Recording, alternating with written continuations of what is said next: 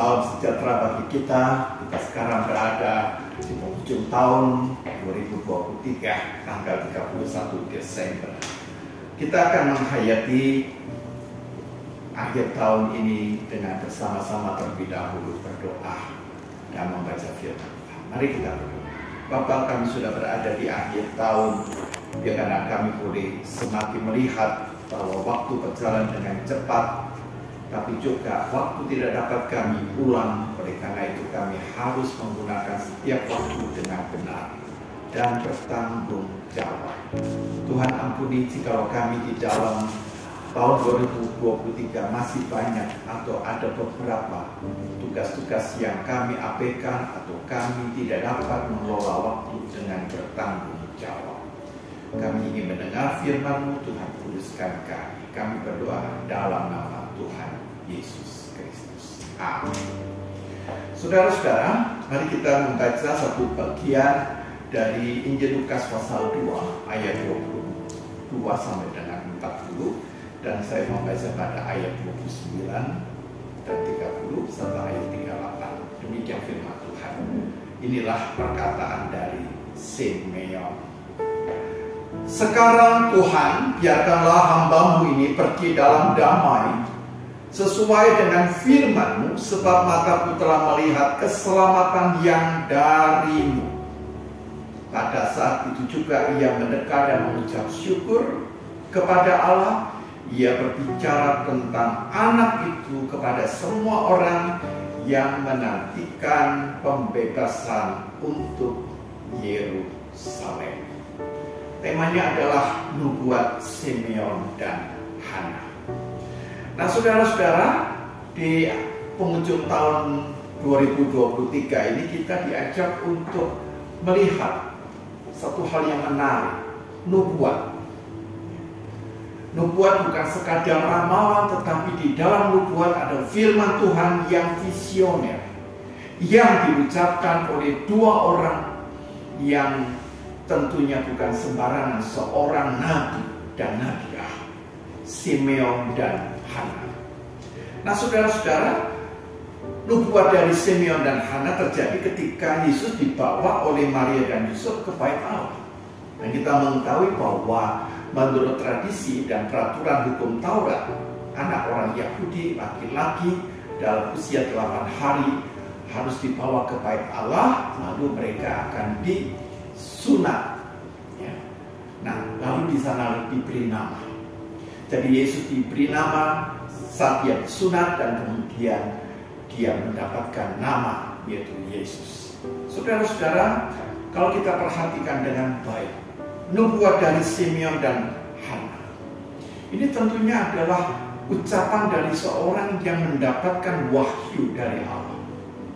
Apa yang diucapkan oleh Simeon bukan karena dia belajar, bukan karena dia membaca, bukan karena pengertiannya sendiri, tidak. Tetapi apa yang diucapkan oleh Simeon dan Hana adalah lahir dari pengetahuan yang diberikan Allah kepada mereka. Nah, ketika mereka melihat, pertama-tama Simeon lalu Hana melihat bayi Yesus yang berusia 8 hari itu, maka di sanalah mereka menyampaikan satu berita, satu pesan tentang apa yang terjadi pada diri anak.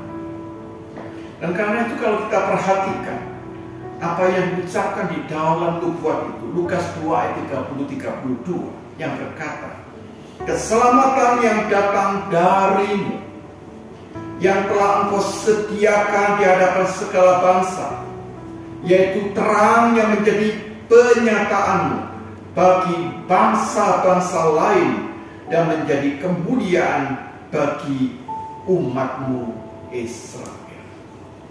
Jadi kedatangan Kristus, firman yang menjadi manusia itu adalah merupakan keselamatan yang disediakan Allah bagi seluruh bangsa, bagi seluruh umat manusia.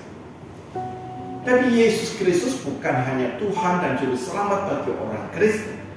Itu salah besar. Kristus adalah Juru Selamat dunia, Tuhan semesta. Untuk apa? Untuk membebaskan kita dari belenggu kuasa dosa, untuk mengaruniakan damai sejahtera yang tidak dapat diberikan oleh dunia. Dan yang ketiga, untuk mendatangkan rekonsiliasi, pendamaian antara manusia dengan Allah. Maka dengan nubuat Simeon dan Hana ini menegaskan tentang kemesiasan Yesus. Maka di akhir tahun 2023 ini, umat manusia dipanggil untuk apa? Untuk membuka selubung ketidakpercayaan mereka. Sehingga kita berdoa, kita berharap Allah segera membuka hati banyak orang, termasuk masyarakat, bangsa dan negara kita Indonesia, menerima Kristus. Negara kita pun juga membutuhkan Kristus. Negara kita, masyarakat kita tanpa Kristus akan mengalami kehancuran. Nah, saudara-saudara, kita tidak boleh menolak firman Allah yang sudah dinubuatkan oleh dua nabi besar, yaitu Simeon dan Hana. Mari kita juga mengimani dan menjadi agen-agen pemberita firman Tuhan. Injil Kristus kepada banyak orang. Amin. Mari kita bersama berdoa. Bapak Surgawi yang Maha Baik, di akhir tahun 2023 ini kami ingin membuka hati kami semakin lebar agar Kristus semakin berkuasa, makin mendominasi, sehingga seluruh ego kami dapat ditaklukkan. Tuhan juga membuka hati banyak, hati bangsa dan masyarakat kami yang belum terbuka hatinya. Mereka yang masih menutup dengan kekerasan, dengan ketidakpercayaan. Tapi ketika Engkau memberikan anugerah dan mata hati mereka terbuka, maka mereka melihat bahwa Kristus adalah keselamatan bagi seluruh bangsa, bagi seluruh umat manusia.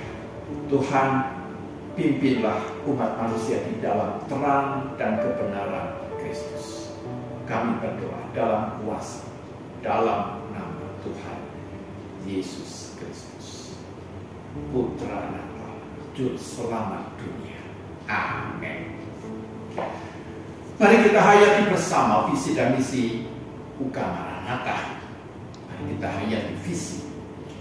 Universitas Kristen Maranatha menjadi perguruan tinggi yang mandiri dan berdaya cipta, serta mampu mengisi dan mengembangkan ilmu pengetahuan, teknologi, dan seni pada abad 21 berdasarkan kasih dan keteladanan Yesus Kristus. Misi: mengembangkan cendekiawan yang andal, suasana yang kondusif, dan nilai-nilai hidup Kristiani sebagai upaya pengembangan ilmu pengetahuan, teknologi, dan seni dalam penyelenggaraan Tridharma Perguruan Tinggi.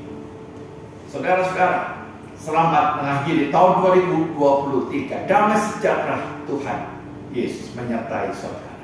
Kita hayati integrity, care, excellence,